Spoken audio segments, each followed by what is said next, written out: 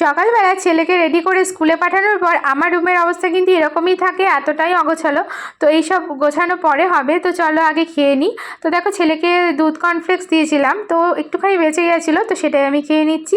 আর খেয়ে নিয়ে এবার না রান্নাটা বসিয়ে দেবো, কারণ ছোটো ছেলে এখন ঘুমাচ্ছে, এই সুযোগে রান্নাটা করে নিতে হবে। তো দেখো এখানে ডালটা বসিয়ে দিলাম, আর এদিকে করবো পুঁই শাকের চচ্চড়ি।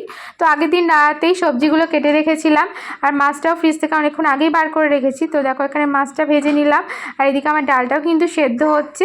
তো মাছের মাথা দিয়ে এইসব চচ্চড়ি খেতে কিন্তু আমার ভালো লাগে, তো এমনি অতটা ভালো লাগে না। তো দেখো এবার কড়াইয়ে 5 ফোড়ন দিয়ে দিলাম, লঙ্কা দিয়ে দিলাম, আর তারপর সবজিগুলো দিয়ে দিচ্ছি। এরপর ভালো করে নাড়াচাড়া করে একটু সেদ্ধ হয়ে যাবে, তারপর না একটু জিরের গুঁড়ো দিয়ে দেবো, এতে কোনো মশলা দেবো না। তো এরপর ভাজা হয়ে গেলে তারপর মাছের মাথাটা দিয়ে দেবো, তারপর একটু সেদ্ধ হবে, আর তারপর পরিমাণ মতো নুন, মিষ্টি আর হলুদটা দিয়ে নেবো। তো ব্যাস দেখো এখানে আমার তরকারি কিন্তু হয়ে গেল। প্রতিদিন কিন্তু আমরা এক তরকারিতেই ভাত খাই। যতই ভাবি যে আজকে হয়তো এক্সট্রা কিছু রান্না করতে পারবো, অনেক রকম ভেবে রাখি যে আজকে এটা রান্না করবো, ওটা রান্না করব, কিন্তু লাস্টে গিয়ে সেই এক তরকারি ভাতই আমার হয়, কারণ বাচ্চা নিয়ে না হয়ে ওঠে না। তো এই যে রান্না হয়ে গেছে, একটু চা বানিয়ে নিলাম, তো ভাবলাম একটু চা খেয়ে নিই।